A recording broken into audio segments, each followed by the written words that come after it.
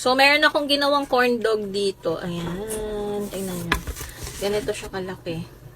So, bali yung regular size ng hotdog, tinatlo ko and then nilagyan ko ng cheese.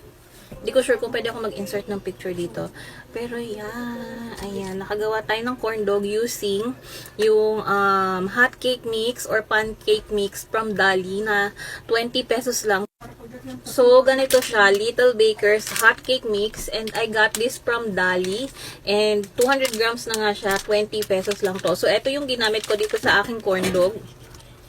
So, gumawa ako ng merong breadcrumbs and ito yung without breadcrumbs. Ayan yung kanilang difference. Ganito yan sa loob. Sarap.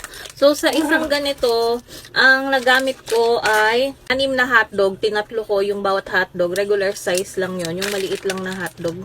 So, tikman na natin ang ating corn dog. Yung iba medyo nasunog, yung iba tama lang yung gawa ko. So, hindi ko alam saan to masarap i-dip. Meron ako dito mayo ketchup. So, let's try it.